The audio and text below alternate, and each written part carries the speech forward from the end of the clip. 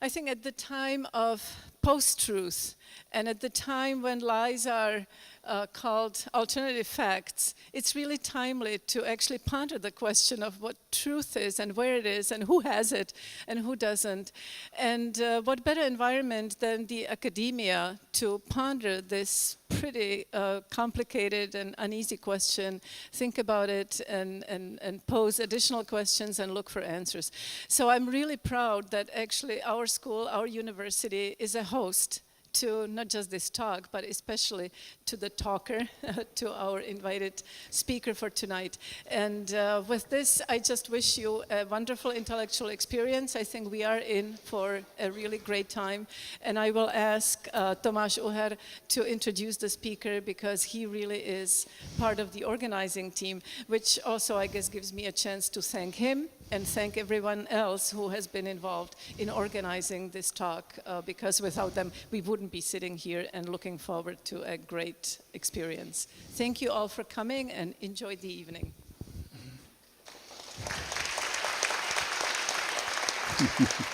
Thank you.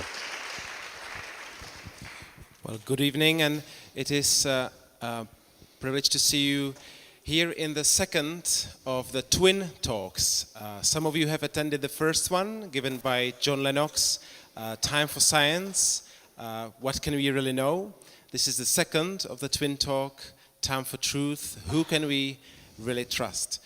And as it was mentioned, this lecture has been prepared and organized by Univerzitní Christian Association, Univerzitní křesťanské hnutí, with huge support and huge organizational help by philosophy faculty of Charles University, and especially personal support of Mrs. Dean, Mrs. Friedová. Thank you very much for your support and for your cooperation. It is a relevant subject, and I would really like you to know that we have one of the best speakers that this age can offer us today. And Os Guinness is with us in Prague to approach this theme. And he has been born in China to a missionary family. He is the ancestor of the brewer founder, Guinness, so it's not a coincidence that he bears this name. And he studied in London and then also in Oxford, where he received his doctorate in philosophy. He has also spoken on a number of different platforms and occasions, including political platforms, and he's the author of the Global Charter of Conscience, which has been published by European Parliament in 2012. He has also served as a freelance BBC reporter and has edited more than 30 books, wrote books like Time for Truth, Long Journey Home, Unspeakable, or A Free People's Suicide. And he's quite familiar also, which is very dear to us here in Prague, familiar with Czech recent history and the communist era. So welcome with me, Dr. Os Guinness, and I would like to ask you to pass the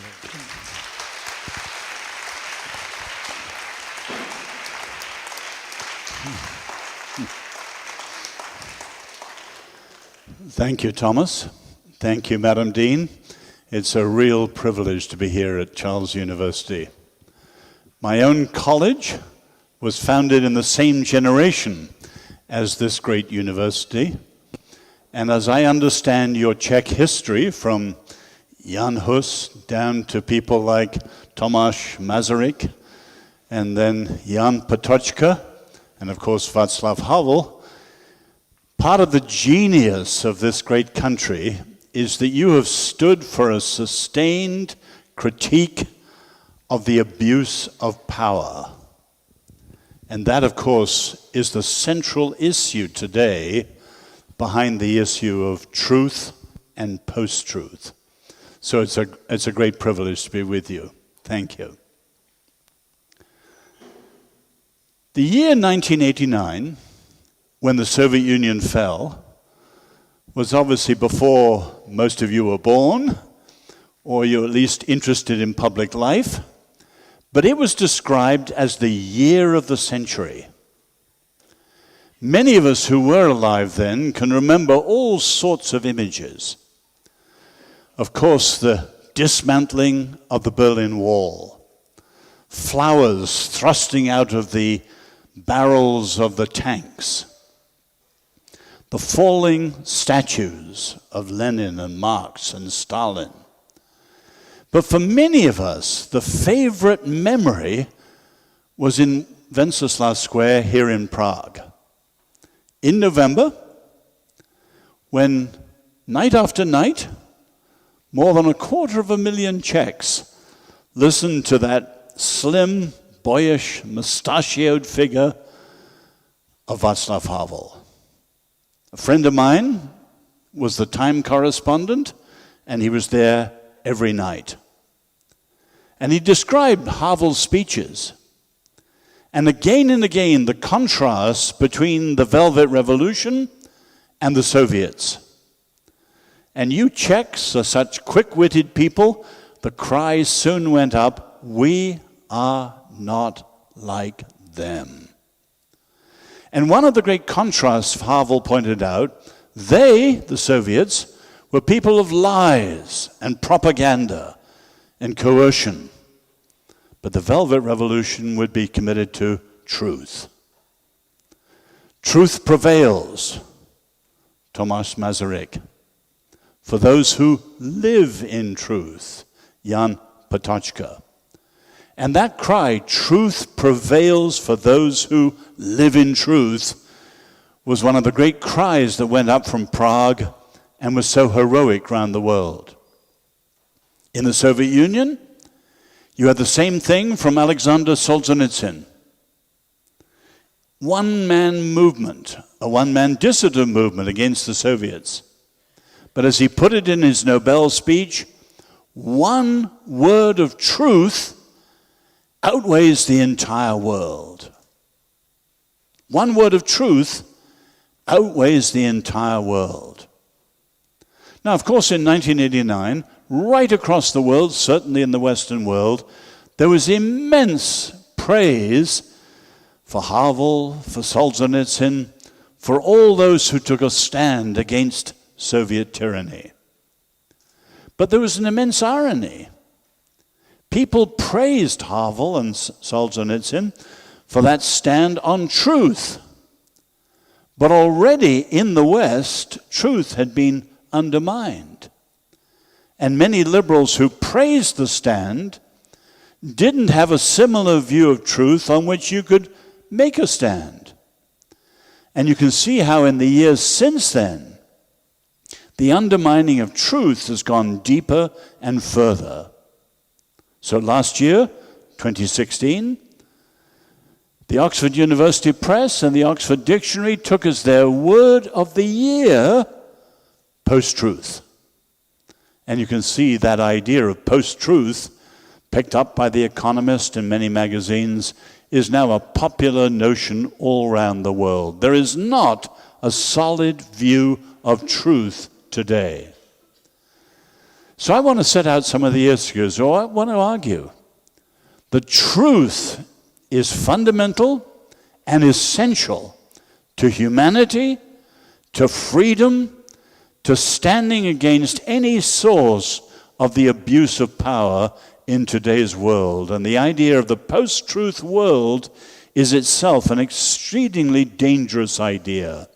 And here, with many of you at this great university, you need to explore what truth is and know how to make a stand in truth. Now, it's a complicated subject. Let me keep it relatively simple tonight, but put out a number of pairs of ideas leading in different directions. First, where does this assault of truth come from? You can see it in two main areas. One is the history of ideas, and the clearest example would be Friedrich Nietzsche. In other words, what we call the post-truth era in many ways goes back to the 1880s and many of the extraordinary revolutionary books that Nietzsche published in that decade and earlier. Nietzsche assaulted truth from two directions. One is what he called perspectivism. We call it relativism. As Nietzsche put it very simply, there are many eyes, so there are many truths, so there is no truth. In other words, we all see things in different ways. It all depends where you're coming from. Your class, your race, your generation, your sexual orientation. As the Americans say, different strokes for different folks.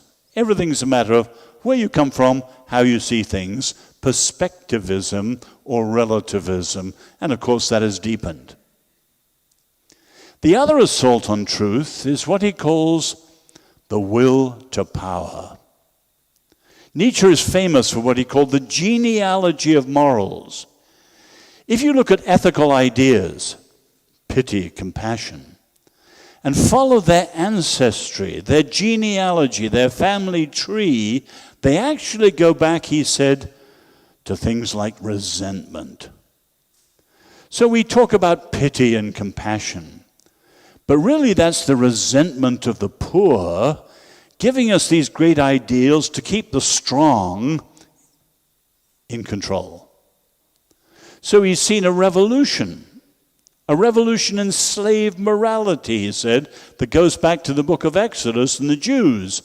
And through that revolution, the heroes were subverted, and the herd gained power.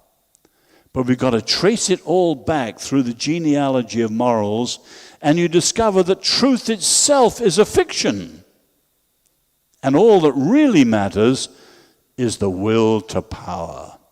So you can see this double assault: perspectivism, relativism we call it, or the will to power, and you're following back the real genealogy of ideas, and you see there is no truth. Knowledge itself is a form of power. That's one way it's come in. The other way is through culture, and in particular the discipline of the sociology of knowledge. If you know the history of ideas, it works, as you probably know, from thinkers to their thoughts to the impact on the streets. Sociology of knowledge works the other way. It analyzes people's cultural setting, their family background, their social context, and shows how that shapes even their thinking. Now, there's a very responsible form of that. My own mentor, Peter Berger, is one of the leading champions of the sociology of knowledge, properly understood. But he was very clear. You can see how people's social worlds affects their thinking, but that does not tell you, he was careful to say, whether what they think is true or false. But that's not a matter for sociology. Sociology is not an imperialistic discipline. It has to hand the questions of truth and falseness, right and wrong, truth and false, to philosophy. And it's the discipline of philosophy that tackles the questions of truth and falsehood. Now, that view is very responsible. But since then, in the last generation, we've got a much more radical view of it, which is often called social constructionism. And within the ideas of social constructionism, as their slogans put it, there are no givens, there are no rules, there are no limits. There are no givens. Everything, bar nothing, is socially constructed, and therefore all ideas are simply a matter of power.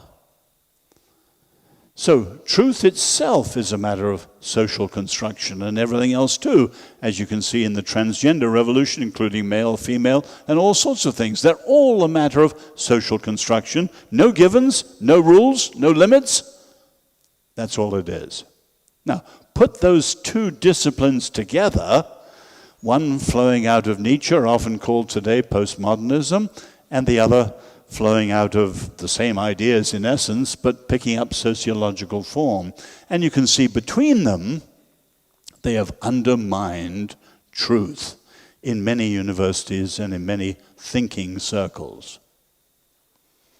Now, secondly, let me say we've got to keep this sort of skepticism immediately in perspective.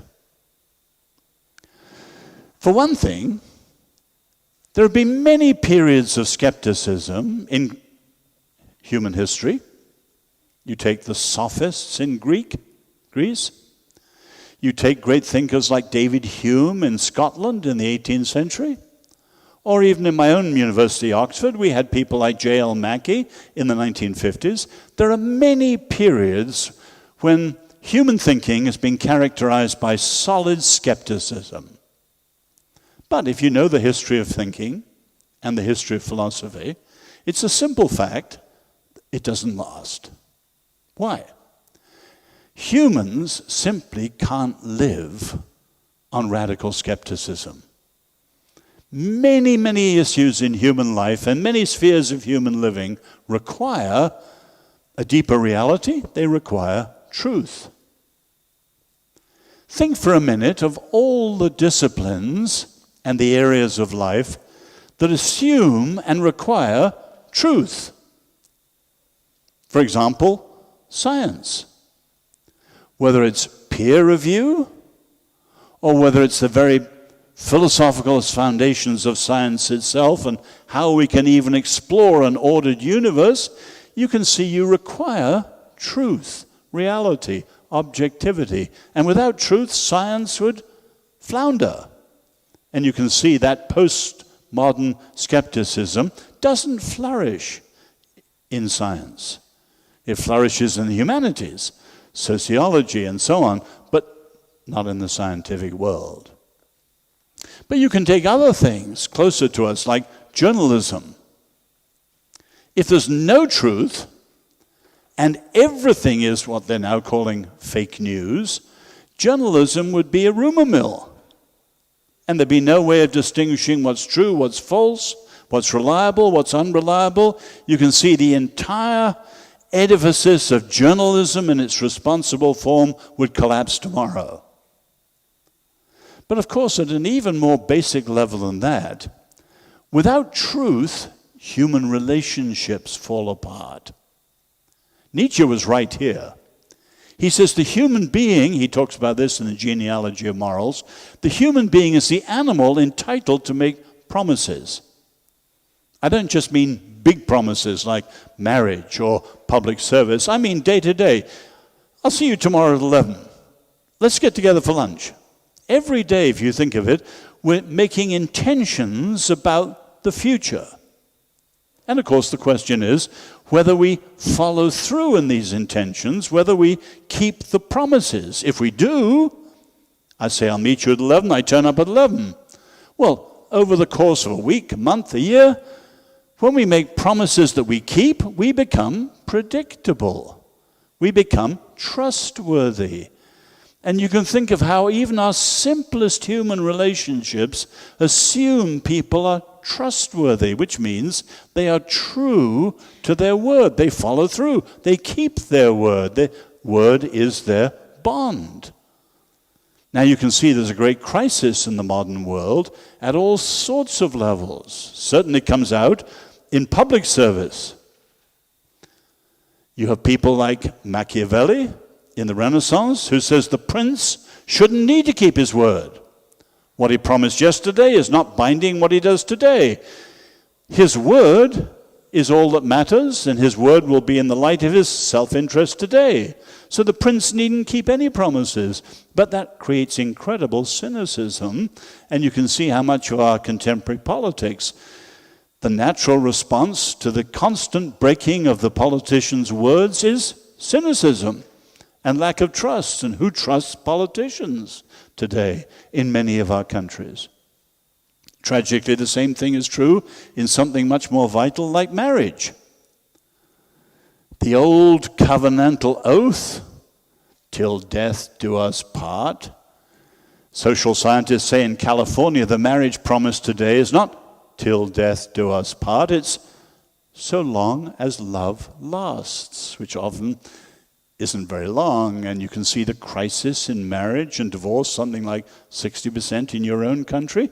You can see the breakdown of trust. And now my point is very simple. We shouldn't be overwhelmed by relativism or skepticism, because you can see very clearly that human life can't stand that degree of skepticism or relativism. Many, many things we take for granted require and assume some aspect of truth. But let me go on thirdly, because that's not enough in itself as an answer. What are some of the practical reasons why truth matters? Well, as I see it, there's a negative and there's a positive. The negative argument for truth is that without truth, if everything is power, we're into a world of manipulation. Now that, of course, was why Václav Havel and the Velvet Revolution stood against the Soviet tyranny. That was why Solzhenitsyn was a one-man dissident. One word of truth outweighs the world, and the Soviets were highly coercive and oppressive. But take it out of the sort of government area, think of it in terms of relationships. I don't know if you know the story of Pablo Picasso. He was a genius of an artist, often described as the greatest artist in the 20th century, but he was a monster of a man. His great friend Alberto Giacometti called him a monster. One of his mistresses said, and he had many mistresses and many wives, one of his mistresses said he would rape me and then paint. And if you look at the story of Picasso, he himself said that he was rather like the Titanic. And like the great ship going down, he would take many people down with him. And when he died, several people in his circle immediately committed suicide. In the American term, he ate up the oxygen in the room wherever he went. He was a devouring, manipulative ego monster. But if you read his story, there was only one person among the women around him who survived him well, and that was Françoise Gillot. She was 40 years younger than him as his mistress. And she says quite openly, Pablo was highly egotistic and very manipulative. So I had to live with him every day, and this is how she put it, as Joan of Arc, the great French hero, wearing the armor of truth.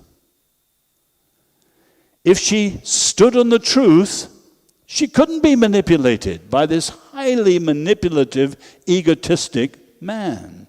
And she was able to survive him when none of the other women could, because she stood and lived on what she knew was true. Now you take, say, the sexual crisis now in America with Harvey Weinstein and before him, people like President Clinton. The incredible aggression of men to women. And you can see that increasingly in the world of the sexual revolution, there's no truth, everything's power. Well, what happens in such a world? The victory goes to the strong, and the weak go to the wall. And that's a simple, logical consequence of a world without truth. If there's no truth and there's only power, beware manipulation, beware bullying, beware domination. And you can see that that is the great danger of our post-truth world. And the people who are heralding it as a form of freedom are really naive. It's going to lead to much more power-mongering and bullying and domination and manipulation. That's the negative argument in practical terms. Without truth, only manipulation. What's the positive argument? The positive argument is, without truth, no freedom. I don't know if any of you in your studies are into the whole philosophy of freedom. When I was at Oxford, my tutor was at All Souls College, which is the college with no students. It's the cream of English academic life, and you just have people, doing their own thing as high-flown scholars. And one of the people there was the great Jewish philosopher, Isaiah Berlin. He'd grown up in Russia, escaped the Soviet Union, and so knew what it was like to live under tyranny. And he was a great philosopher of freedom. But his central argument was there are two sides to freedom. Freedom is negative and freedom is positive, and full freedom has to be both. Negative freedom is obvious. Negative freedom is freedom from. If there's anything that's controlling you coercively, you're not free. It can be a bully in a school playground. It can be the Soviet Union and the KGB. It can be alcoholic addiction. Anything that's controlling you from outside you, so you're not free to exert and to exercise your will, that's a problem. Negative freedom is freedom from. And of course, we all have to begin with negative freedom. We need to be freed from anything and everything that's controlling us. A sex-trafficked woman from her pimp, you name it. Negative freedom is fundamental. But, Isaiah Berlin argued, that's only the beginning. Negative freedom has to go on into positive freedom. Not freedom from, but freedom to be, freedom for. Now, of course, if you think for a minute, if you have to be free for something, freedom to be something, you need to know the truth of who you are and what you're supposed to be free to be. G.K. Chesterton, a great English journalist, put it like this. Say you're an animal rights liberator, and you want to go through all the cities of Europe and free all the animals you see that are falsely in captive. All right, you go into your local zoo, and in the first cage you see a tiger with a big concrete hump strapped to its back, lumbering around painfully. And in the second cage you see a camel, and it's been painted with big orange and black rubberized stripes, so it can barely move. And you want to free them. Well, obviously you free them both from their cages. They're wild animals. They shouldn't be in a zoo if you're that sort of a liberator. But obviously you free the tiger from the hump. You don't free it from the stripes. You free the camel from the stripes painted on it, not from the hump. The hump is part of what makes a camel a camel. The stripes are what makes a tiger the tiger. In other words, freedom is freedom for, freedom is freedom to be. And of course, with human beings, the question is, who are we? Are we machines? Are we mere animals, like, say, Peter Singer, the Australian ethicist, says?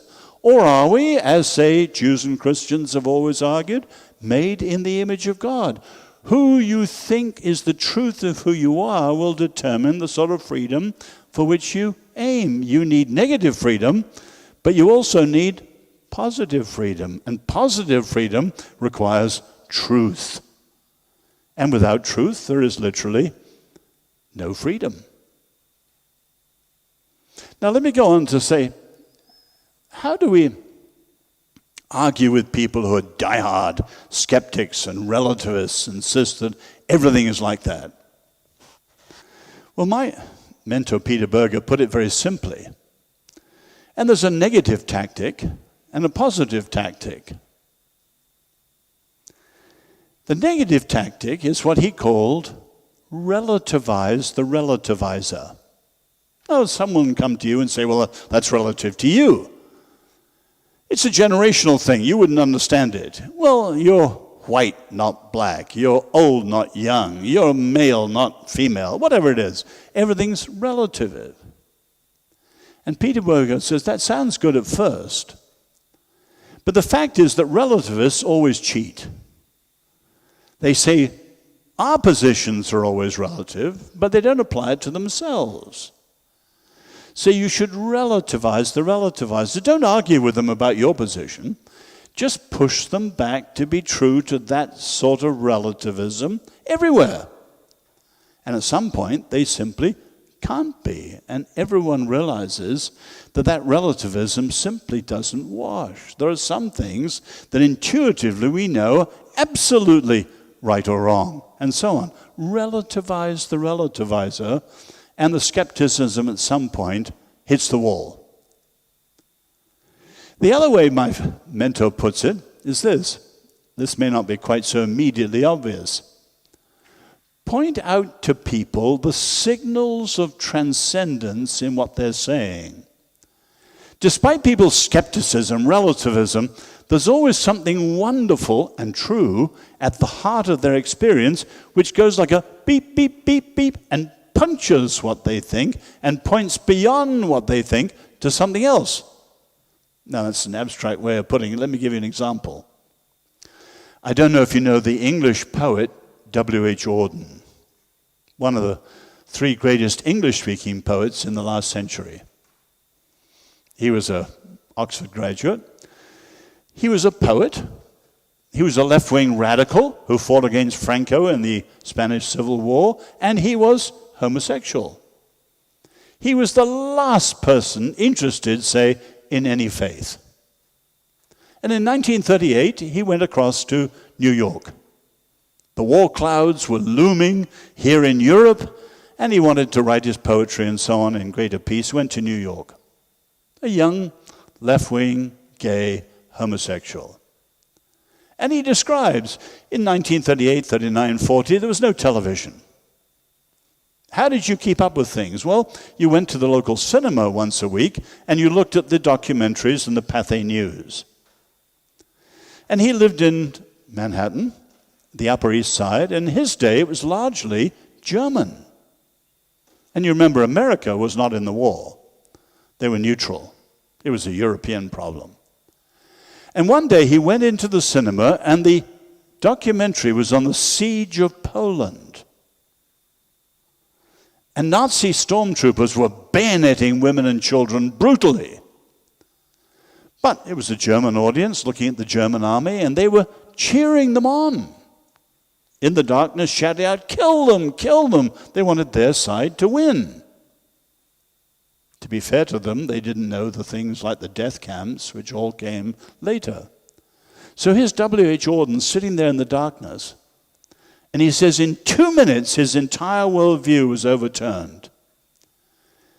He said, "I've always thought humans were basically good, a little better psychology, improved politics, and of course education, and the natural goodness of humans would come through. I looked at that. No," he said, "humans have something badly wrong, probably including me." But he said, and this is what really shook him, in Europe, he believed everything was relative. Absolutes, it's sort of old-fashioned people believed that. He was an intellectual. The intellectual destroyed all the absolutes. But he said he looked at that, the Nazis and the evil of it. He said, I was looking at what was absolutely evil, and I needed an absolute to be able to say it was absolutely evil. And he says, I left the cinema a seeker after an unconditional absolute. And there are many people who experience this like that. In other words, relativizing the relativizing, challenging people to be true to what they say. At some point, they can't be. But equally, pointing out that everyone has good things, true things, wise things, beautiful things down there in experience, and it's almost a contradiction of what they say they believe, and goes beep, beep, beep, and punctures what they believe and points to something beyond what they believe. Now, in W.H. Auden's case, he became a Christian and came to a faith and was able to stand on that and challenge the evils that he saw. Which leads to a very important point in terms of faith. And that is, without truth, all faith is bad faith. As you know, bad faith is Jean-Paul Sartre's term for people who believe for reasons that are highly inadequate. They believe something because they say they've experienced it or it works for them or whatever. The only thing that lifts something out from being a bad faith is true. I'm a follower of Jesus. I'm a Christian. The Christian faith is not true because it works. It works because it's true. It's not true because I or anyone else feels it or experiences it. We feel it or experience it because it's true. The Christian faith, if it's true, would be true if nobody believed it. If it were false, it would still be false if everyone in the world believed it together. What lifts faith out from being a bad faith is that it is a matter of truth. Now, a lot of Christians forget that today and don't stand on that argument, but it's very, very important. An intelligent faith, a faith that you can argue in the university and so on, is a faith that knows what you believe, who you come to believe, but knows why you believe what you believe, and above all, the fact that it is true. And that's what lifts it out from being a bad faith. But you can also see in that for Jews, for Christians, for people of the book, the Bible, truth isn't just a matter of philosophy. It's a matter, finally, of theology, of who God is. In other words, behind the universe is someone who is the God of truth. So there is final objective reality. And he speaks truly, and he acts truly, and so on. So when you come to trust him, there's a final standard and accountability of truth, which gives you a very different view of the universe, and among other things gives you the birth of modern science, and so on and so on. But truth is fundamental. One last point for you. Another couple of pairs. Truth has its own moral challenge to all of us. There's a famous book in English by Paul Johnson called The Intellectuals. You would think that intellectuals all would love truth. But Johnson looks at the lives of many, many of the European intellectuals and shows how they had very different attitudes to truth, and many of them cheated, manipulated in all sorts of ways. And his conclusion is, beware intellectuals. Why? Well, there's always two things you can do with truth. You can try to make truth conform to your desires. In other words, what you desire becomes decisive, and you try and fit everything into that. A good example of that, I don't know if you know the English book by Aldous Huxley, Brave New World. When you read his story, his memoir, autobiography, he describes, he's another Oxford man. He says, I left Oxford, and I wanted to live really freely in the sexual world. He's quite open about it. He says, I chose to say the world was meaningless. He said, and he's quite open, meaninglessness was an instrument of liberation. If the world had meaning, I would have to fit into that meaning. But if the world was without any meaning, I could make up any meaning that I liked. And he said, I and my friends left Oxford and chose meaninglessness as an instrument of liberation. In other words, he had his desires, and he wanted to fit the truth into his desires. Now, to do that, you have to do what the philosophers called compartmentalize. In other words, here's the truth. Our desires are somewhat different, so we can put off the uncomfortable and awkward things into a little box, a compartment over here. And if you know the story of President Clinton, when he fell foul of the scandal with Monica Lewinsky and various other scandals too, he said one of the reasons he was able to live like that and made these mistakes was his mother had taught him compartmentalism. Bill, she said, there are always parts of your life that are awkward, that are uncomfortable, that don't fit, you don't like. Put them into that compartment and pretend they're not there. And you can see how many people have tried to do that. They don't have the courage to look at reality in its comprehensive challenges. They try and make the truth conform to their desires. The alternative is much tougher, which is to try and conform our desires to the truth. Now, with most of us, we've got to admit, we've told the odd lie or two, or we've cut the corner here or there ethically, and we may have done this or that, which we'd be ashamed for our friends or our families or our wider colleagues to know about. Most of us have things like that. What's the alternative to compartmentalism? It's actually the word which many people are afraid of, confession. Michel Foucault, the great postmodern philosopher, had a scathing view of the Jewish and Christian faiths. But there was one thing he admired. That was confession. Not coerced confession, the communist style, but voluntary confession. Why did he admire it? Because when someone confesses something, I was wrong. I'm sorry, I lied. Forgive me, I was rude. Forgive me, whatever it is. When someone confesses, they're doing something that's extremely rare ethically. They're going on record against themselves. I was wrong. I sinned, or whatever it is. We're going on record against ourselves.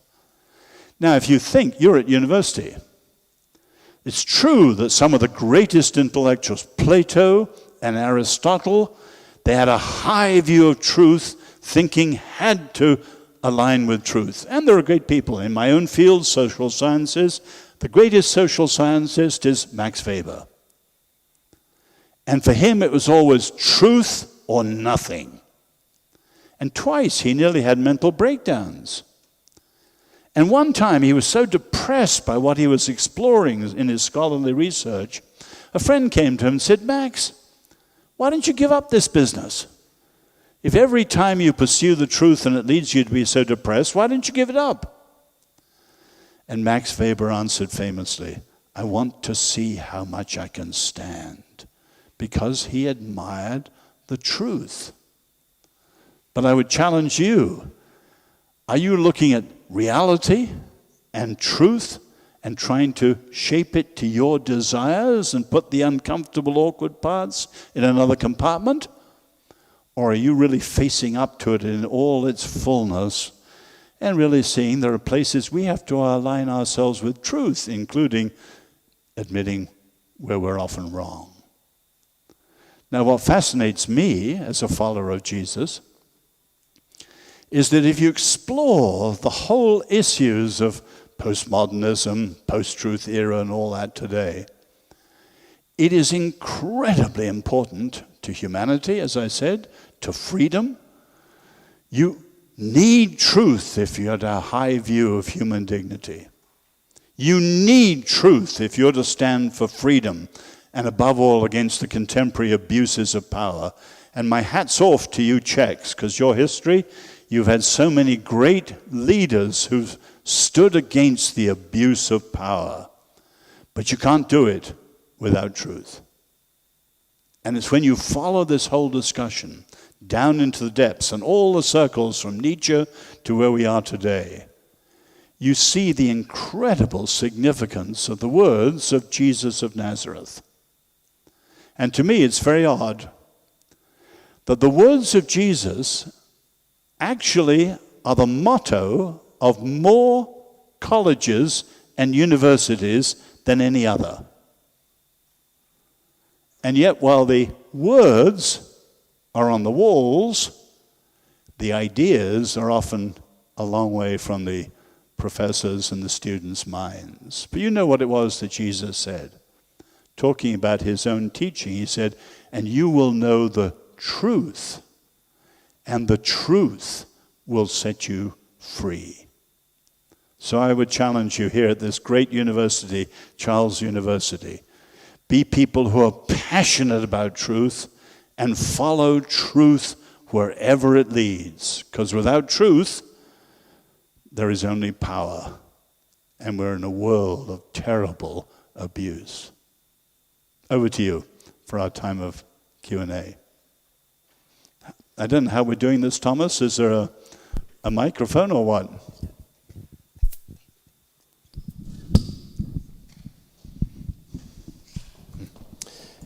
Thank you for wonderful lecture, and this surely generated some questions. We have suggested at the beginning that the questions will be through text message, but we will modify it. You can actually ask questions using microphones so that us can see you and have a direct personal contact with you. I would just ask you to keep your questions simple, to the point. It is a question time, not necessarily comment time. So this is time for expressing your question. So we have a couple of volunteers, one on the right side and one on the left side. So just give a wave, and the closer one will come to you. While you are thinking about your questions, there's actually one that did come through text message, which is, what do you think of aletheia, the truth for ancient philosophers in Greece? Do you consider it to be the absolute truth? No, as I said, Plato and Aristotle had a very high view of truth. The problem with the Greek view is, where do you ground that high view of truth? And that's the huge difference from the Jewish and Christian, the biblical idea. You have an equally high view of truth, but it's finally grounded in God himself, who is the true one, and so on. So I greatly admire both Plato and Aristotle have an incredible commitment to truth, which is admirable. But the grounding of it, that's something else. I prefer live questions. I can see you. You're a person. We're talking together. So, as the Americans say, if there's no first question, let's go to the second one. Sir. If I may, thank you so much for a fascinating lecture. I was wondering, when you made a few statements, many statements actually, about the importance of truth. How do you define it, actually? What is the truth? Pilate, Pontius asked that, but you said that Christianity would be true even if nobody believed it. And so what is the truth of Christianity, or the absolute truth you are presenting here? Just to give it a local flavor, this question, we have had an experience here in this country with truth that has been multifaceted and often painful. The Catholic truth, the Protestant truth, the communist truth, the Nazi truth, the consumerist truth. And so the relationship between power and truth for us is often not theoretical, but very experiential. Sure. And so the fear of truth in our postmodern setting here is often connected with the fear of power that defines that truth. So if you could maybe speak into that. Thank you very much. Deep questions you're raising. So rather too quickly, first, I'm not a philosopher, but I've got a lot of friends who are, and what intrigues me is that their definitions of truth finally get back very, very close to what the man in the street says, telling it like it is. In other words, very close to the correspondence theory. The claim corresponds to the reality. Now you could go in much greater depth. Lawyers talk about due diligence, checking it out. But that idea of truth is the description of what actually objectively is. So that's one discussion. How does one think of that Christianly? Well, you can see as you look at all the great thinkers who've come to faith, it's usually in one of two main approaches. Either the big picture way, which focuses on coherence. The biblical Jewish and Christian claims about reality fit in a big picture way that coheres and corresponds to reality. And there are thinkers who've done that. For example, I mentioned G.K. Chesterton about animal liberation. He was an atheist, flirting with the occult, and he says in his life what stopped him going that way, he says, I was stopped in my tracks by a dandelion, little flower. And his point was, much of the world is incredibly dark, pessimistic, broken, so on, and yet there's still beauty. What on earth explained both the brokenness of our world, the darkness, and the beauty of our world and the light together? And in his case, when he describes how he came across the Christian faith with God's creation making a world of beauty that's good, and yet the fall, so that today there's a brokenness in all sorts of ways, his description in 2 or 3 pages is rather like eureka. His excitement just leaps off the page because he sees it fits. That's the big picture way. But the other way is the close-up detail way, as someone, in other words, there are Christian claims about, did Jesus rise from the dead? Are the gospel records of who Jesus is reliable? And one can look at that. An example of that would be the Oxford Don, C.S. Lewis. He looks at it in detail. Is this true? Jesus makes these, his friend said, Jack, great ethical teacher, this Jesus. They weren't Christians. Read it. And so he reads it. He's a textual historian. Yes, a great ethical teacher, love your enemies and these things. But he says things which, if not true, would make him an egomaniac and various other things. And so he tries to figure it out in a close-up way and is finally convinced Jesus is not a liar. He's not a madman. He's not a legend concocted by his... These things are actually true, is the only way to explain the facts in the record in front of him. He does it not in that big picture way, but a close-up detailed way, looking at the truth of it. Now your question leads on to the third point, which is the different claims to truth. And of course, in the modern world, we want free and open societies. And we've got Marxists, we've got Buddhists, we've got Hindus, we've got Muslims, we've got Jews, we've got Christians, and we've got atheists. How are we going to make all these competing claims to truth? Well, my own view, it's a longer discussion again, there are 2 extremes that are wrong. The idea of a sacred public square where you allow one religion to dominate, like the Catholic Church in the past, or like Islam in Iran. People who are not Catholics in the past, or not Muslims today, are in trouble. That is not just and free for most people.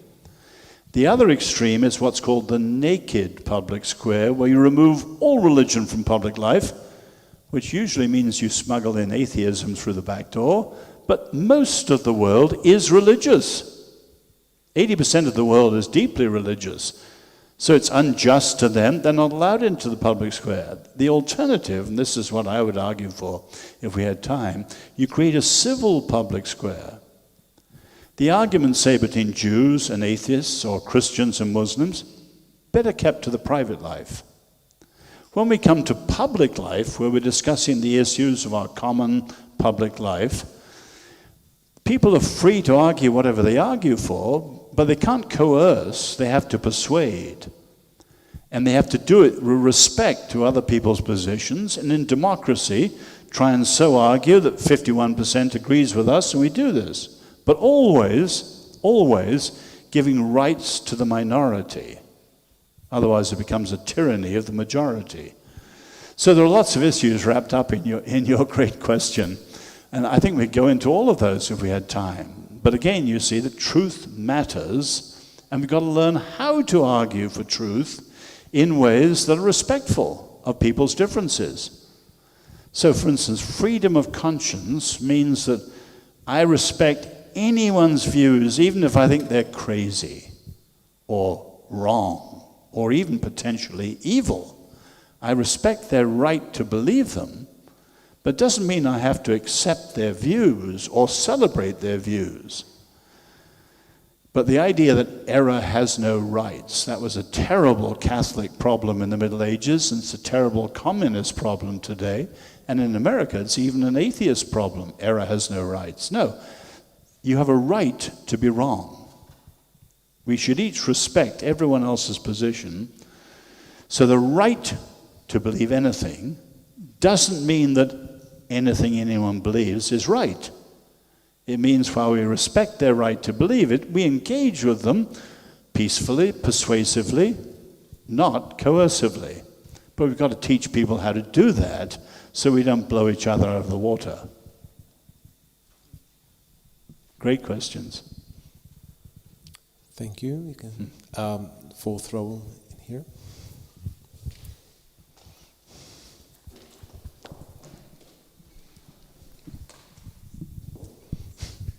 Oh, thank you. Great lecture.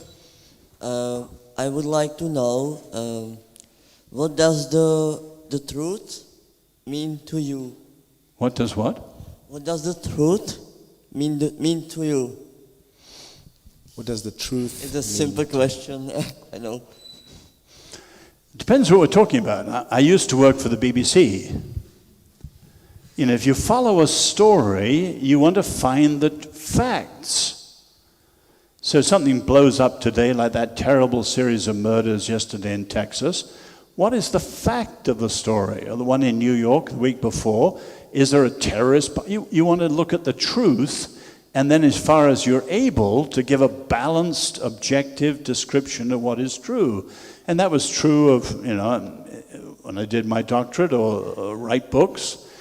Always want to be as accurate, as truthful as possible, because that's the way you grow wiser. So truth means everything to me, but it's not a brittle or purely abstract thing. It's something that touches the whole of life in every area. You know, my wife is incredibly truthful. And there are times, I admit, you want to shade something or cut a slight corner. No, my wife is so honest. I would never get away with the slightest thing if she knew it was not true. But that's wonderful, because it means between us there's light in our relationship, because there is truth there. Truth brings the freedom and the light. So whether we're talking about relationships or talking about a journalist's story or an academic thing, truth is fundamental to everything, and I hope it is for you, all of you. And finally, that's true of my faith too.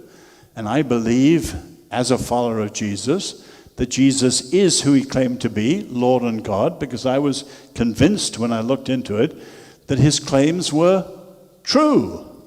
And so in terms of my faith, as well as my marriage and my work, etc., truth is fundamental to everything. Thank you for your talk. My question is, by the end of your talk, you mentioned Jesus saying, you will get to know truth and truth will set you free. So is that freedom, in your opinion, which Jesus is mentioning, is it negative or positive? Or in the other words, for what are we set free, or from what? Well, you could ask the simple question, is there anything wrong with the world? For example, I'm living in America. I'm English, but living in America. The civil rights movement led by Martin Luther King was profoundly Christian. He was a black pastor. In other words, you had something wrong, you could address it in terms of justice, there could be forgiveness, and you aim for reconciliation. That's incredibly different from the current movement, Black Lives Matter, which is a left-wing and basically secularist. So something's profoundly wrong, you're virtually calling for revenge and reparation. Where's the reconciliation? Where's the new life? There isn't any. How do you make the past as forgiveness does? So you have to ask, what's wrong with the world? Say, I studied under a guru for a while. Often in the Eastern religions, what's wrong is ignorance. And you need enlightenment to see, when I take myself seriously, I'm caught in the world of illusion. I should be enlightened and with my right mind Now I can see I need to go back to merge as salt with the water, as the river with the sea, and merge with the ultimate ground of being. And that's the Hindu, broadly the Buddhist way of doing things. Now, in the Jewish and Christian understanding, it's quite different. Humankind has gone wrong, not only relationships horizontally, but vertically. And we need to be put right with God. And when we are, we're aligned with all that's right and true and just. We become free. And obviously in the biblical understanding, we are freed from, for example, sin. And when we're really freed from that, we're free to live in the truth of who God shows us we can be, made in his image, capable of this, that, and the other, following his calling. You have both the negative freedom and the positive freedom. And they're very different understandings, say, from the secularist or the Eastern or the Muslim or whatever. So I would challenge you all to look at all the different options today. I'm a great believer in the little phrase, contrast is the mother of clarity. A lot of people are restive with Christian. No, look at some of the contrasts. What is human dignity? What's wrong with the world? Look at all these things and see how the different worldviews line up. And then you see the marvel of the difference that the Jewish and Christian faiths, the biblical faiths, make. Good evening, Mr. Guinness. Can you hear me now? I can hear you yes, now. Yes. In this town, I've got a lot of Czech friends, and sometimes I have a chat about faith with them and about Christ. And the one thing I always get back to from them is the feedback is, well, in the name of Christianity, there's been a lot of negative stuff, a lot of negative history that's happened in the world. Here with Catholicism. Thomas, can you put the question in I can't hear He's loud but not clear from the back. Yeah, you're loud enough, but not clear enough. Can you I'll speak slower. With my friends here in the Czech Republic, I have problems sometimes with them because they think Christianity has a lot of negative history. It does. With Catholicism in the past, with they have examples like Northern Ireland. They've got problems even in modern day times with the way Christians, what side they take on social issues, and that has a problem for them to try and search for the truth in Christianity, and how to deal with that. I thought it was interesting how you said truth is still truth, even if nobody believes in it, and false faith is still false faith, even if the whole world believes in it. Mm-hmm. But they have difficulty, a lot of my Czech friends, with all of the history in the name of Christ that's happened. So how to go about that? A very deep question again. Erasmus used to say, if we would bring the Turks to Jesus, we must first be followers of Jesus. In other words, the church is very often the loudest contradiction of Jesus. But put it in general terms, the Bible, unlike, say, the Greek classics of Homer and so on, never airbrushes, sugarcoats, or photoshops its people. And the distinctive things of the Bible, you take the Jewish patriarchs, they are all flawed. All of them. The sibling rivalries and all sorts of things. The Bible is incredibly realistic about the flaws in human beings. Now, when we look at history, we have to acknowledge every time the church has betrayed Jesus. So, let me give you an example. I don't mean to step on any toes here tonight, but this week has been the 500th anniversary of the Reformation. One of the glories of the Reformation, it went back to Mount Sinai in Exodus and recovered the notion of covenant, which gave rise to constitutional freedom. Why wasn't it there before? Well, as historians say, when the church became victorious in the 4th century under Theodosius, without realizing it, probably, let's give them the benefit of the doubt, they copied Roman institutions uncritically. The Roman institutions were hierarchical. The Jewish institutions were covenantal. Hierarchical governments are always based on power, force, conquest, like Rome was. The Catholic Church from the 4th century, still often down to the 20th century, was hierarchical, based on power. And when hierarchical power is corrupted, it becomes oppressive. And if you know anything about power, the problem isn't just it oppresses the weak. The problem is it corrupts the powerful. And the medieval church, the Inquisition, the forced baptism of Jews, the notion I mentioned, error has no rights. These are horrendous notions that are profoundly evil, done in the name of Jesus by the church. Pope John Paul II publicly confessed them more than 60 times. They were a terrible contradiction of Jesus. Now, if that's true of a huge thing like that, I would argue the Czech Republic is a very secular society, particularly Bohemia. No secret. The major reason for European secularity, no continent is so secular as Europe. The major reason for European secularity is powerful reactions to corrupt, oppressive state churches in the past. And all of us who are followers of Jesus, we have to bear the shame of that. I'm not a Catholic. I don't come from those traditions. My family's Irish. I know people in Ireland who get palpably furious if you mention Jesus. Why?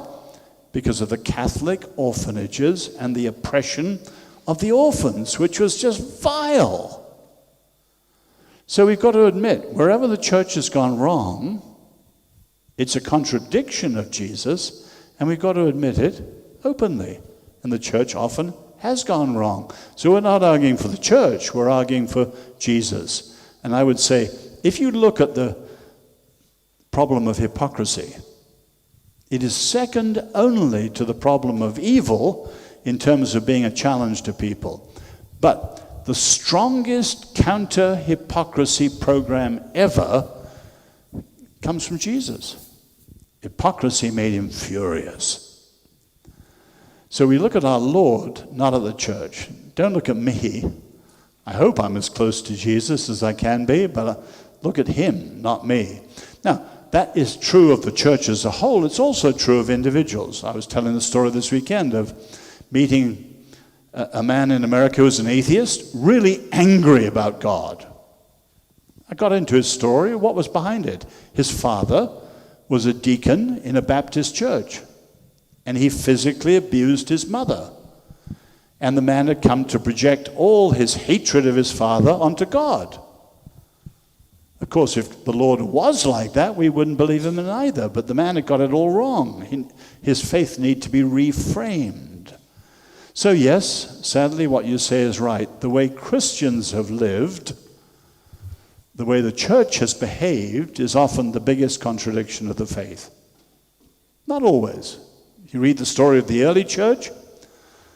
I love the fact, again and again, the cry went up, "Great is the God of the Christians." When the plague came, the Christians brought food and all sorts of things to the poor and the suffering. Everyone else left town. And you can see many, many examples of how it was Christians who made all the difference practically. But sadly, there are all the other examples too. So your question is deep. And we have time for one last question. On the right? Yeah, go on, please. Mr. Professor, I'd like to ask you, do you think that the truth, and now I'm talking about the truth with capital T, do you think that it's something that can be passed on, that it can be uttered, that it can be shown? Because throughout the history, there were philosophers and intellectuals who considered the philosophy, for instance, to be only a ladder with which you can reach the truth. But once it is reached, you have to get rid of the ladder. You cannot show it to other people, if you understand. Such is the loudspeaker. Not every word I picked up, but if I got it. When people come to a conviction of truth, whether it's a big thing that's life-shaping, like, I now believe that Jesus Christ is Lord, that shapes the whole of my life, or something far lesser, discovering the truth of a situation locally or whatever. It's true that each person has to make that discovery, that conviction, for themselves. No one can make it for anyone else.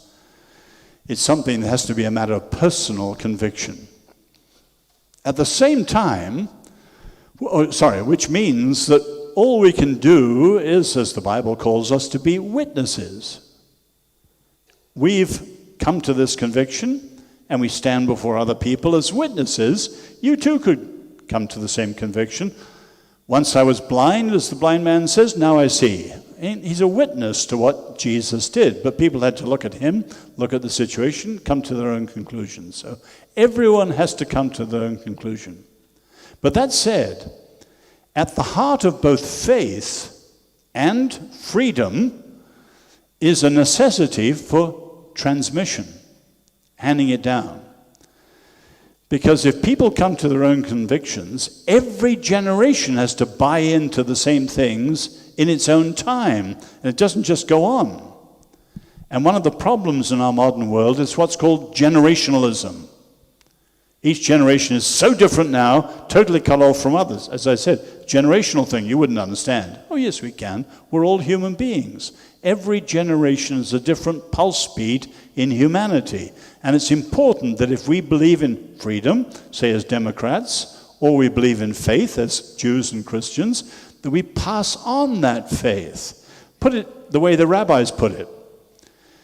The great liberating thing in the Bible for the Jews was the Exodus, the Passover. Hundreds of years of slavery, and tonight they're going free.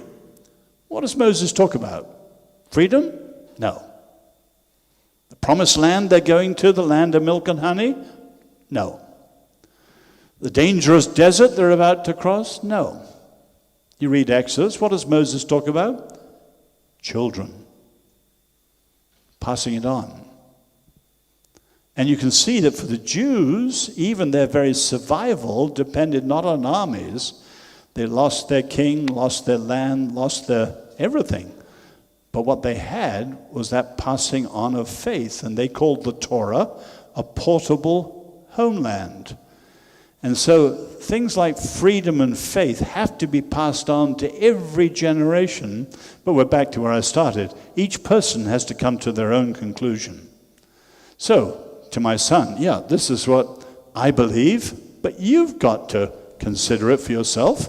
I can be a witness to you of what it means to me, what it meant to my parents, etc., but you've got to buy into it for yourself. So it's a living thing, and that's true of democracy, and it's certainly true of the Christian faith. So it's an individual conviction, but it has to be handed on, or it quickly dies. This gentleman here was trying to get in. Make this the last one. Okay, one final. No pressure. Now we're all listening. What's your favorite color? No. Is there ever a place for relativism? And if so, how are we able to discern where that place is? The short answer is, of course. In other words, certain things are relative. I would even argue that as a Christian, the deepest relativism is actually sin. People insist on seeing things from their own point of view, because sin at its core is the claim to the right to myself and my way of seeing things, regardless of everyone else and finally regardless of God. So the final relativity is actually sin. So there is relativism. A Chinese person will see things differently from a Zambian, or from a Brazilian, or from a Czech. So we've got to take into account the differences that culture and various other factors make that are very, very important. And we should have a humility and a love that listens to people and understands things from their viewpoint, because I'm a finite person. In other words, truth doesn't depend on me. I'm finite and fallen, sinful. So it doesn't depend on me. But truth finally depends on God, who is not finite. Jean-Paul Sartre says, unless you have a finite reference point, you're locked into a world of relativism. So, yes, there is relativism, but I'm arguing against a final relativism. That's what's dangerous. So there's both truth and relativity. And you've got to work out the difference between the two of them, partly by listening and thinking. Real privilege to be with you.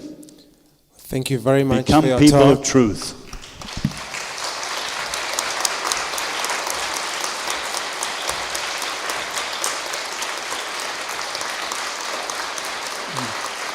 Thank you.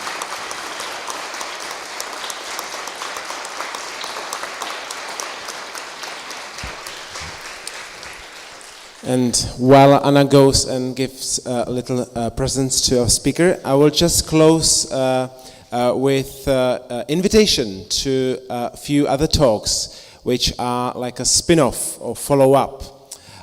In the next 3 nights, in a different venue, there is Bruce Gillingham, a guest speaker who will speak or develop some of these thoughts, and where you can also ask many questions. You can find more information on the website of the Talks Festival. We call it Něco víc než. So in Czech, když najdete webovou stránku něco víc než CZ, najdete více informací o dalších přednáškách tento týden na jiných fakultách, ale také večerní přednášky jinde. If you didn't attend the talk by John Lennox and you are really sad about it, we have a small present for you on the way out at the ukh stand. There is a small brochure by John Lennox. It is actually a couple of interviews by 2 Czech newspapers with John when he was here 3 years ago. It's called Has Science Bred God? So you are free to pick up a copy. So that's all from me. Thank you so much for coming. Thank you for being attentive and asking good questions, and good evening.